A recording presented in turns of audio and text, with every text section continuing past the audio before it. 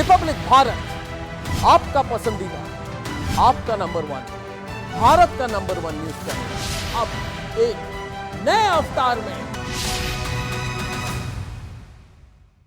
आप सबको शत शत नमन करता हूं।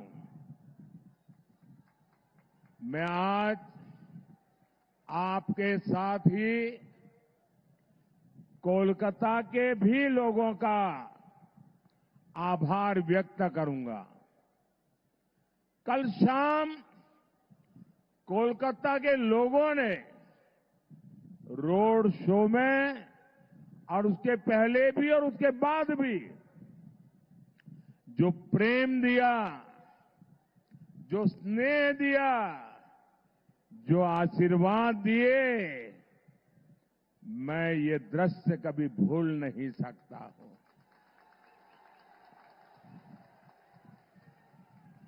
मैं कोलकाता वासियों का भी इतना लगाव, इतना उत्साह, उमंग, इतने भरपूर आशीर्वाद जी भर के आज मैं उनका धन्यवाद करता हूं। साथियों, आपका ये स्नेह, ये साफ साफ संदेश दे रहा है। फिर एक बार, फिर एक बार, फिर एक बार, फिर एक बार, आभार एक बार, आभार एक बार, आभार एक बार। साथियों, 24 के इस चुनाव में बंगाल में ये मेरी आखिरी सभा है। इसके बाद मैं उड़ीसा चला जाऊंगा। कल आखिरी दिन मैं पंजाब में बिताऊंगा। एक प्रकार से कल शाम को प्रचार पूरा हो जाएगा और उस अर्थ में बंगाल की ये मेरी 2024 के चुनाव की आखिरी सभा में इस पवित्र मिट्टी के दर्शन करने का मौका मिला है। आपके उत्साह और उमंग को अनुभव करने का मौका मिला है।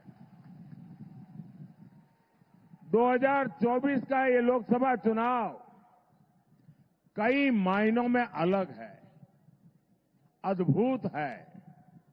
ये चुनाव आगे बढ़कर के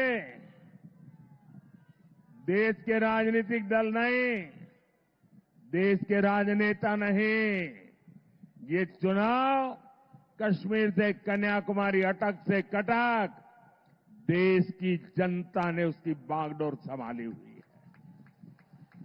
इस चुनाव का नेतृत्व देश की जनता कर रही है, क्योंकि उसी जनता ने 10 साल की विकास यात्रा भी देखी है और 60 वर्षों की दुर्गति भी देखी है। आप याद करिए, देश के करोड़ों गरीब जीवन की मूलभूत सुविधाओं से वंचित थे।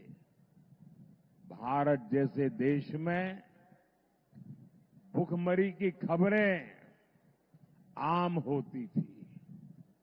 करोड़ों लोगों के सर पर छत नहीं थी। महिलाएं खुले में शौच जाने के लिए मजबूर थी। पीने के लिए पानी नहीं। 18,000 से ज्यादा गांवों में बिजली नहीं। उद्योगों के लिए संभावनाएं नहीं। ये तो एक दृश्य। सबसे बड़ा दुर्भाग्य ये भी था कि सुधार के लिए चर्चा भी नहीं होती थी।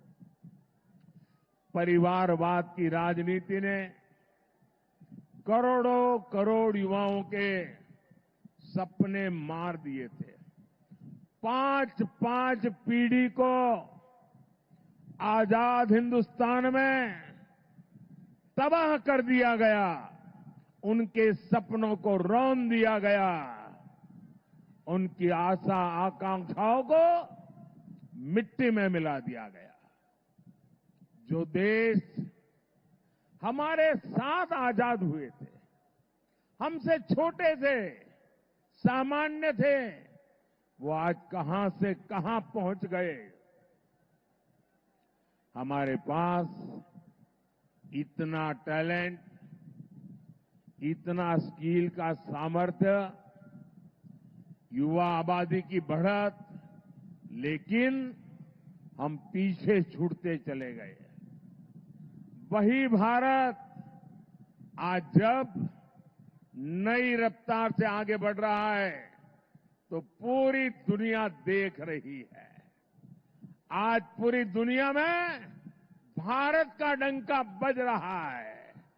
बज रहा है कि नहीं बज रहा है? आज दुनिया में भारत का डंका बज रहा है कि नहीं बज रहा है? अमेरिका में भारत का डंका बज रहा है। यूरोप 2019 के फरवरी में मैंने रिपब्लिक भारत शुरू की। इतनी सपोर्ट मिली हमारे राष्ट्रवादी चैनल को कि 1 साल के अंदर भारत का नंबर 1 चैनल हो गया।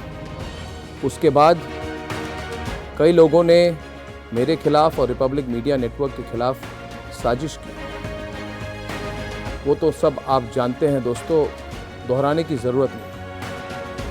आज मैं उन सब लोगों को कहना चाहता हूं कि रिपब्लिक भारत एशिया के सबसे बड़े न्यूज़ रूम से ऑपरेट करेगा और एशिया के सबसे बड़े स्टूडियो कॉम्प्लेक्स, जिसको हमने संघर्ष और तपस्या से बनाई है। और आज मैं ये भी कहना चाहता हूं कि जितने मेरे शुभचिंतक हैं, जिन्होंने सोचा था कि अर्नब गोस्वामी को रिपब्लिक भारत से दूर कर देंगे, उन्हें फिर से सोचना पड़ेगा, क्योंकि मैं अर्नब गोस्वामी कभी रिपब्लिक भारत नहीं छोड़ सकता और रिपब्लिक भारत पे ही मैं वापस आ रहा हूं।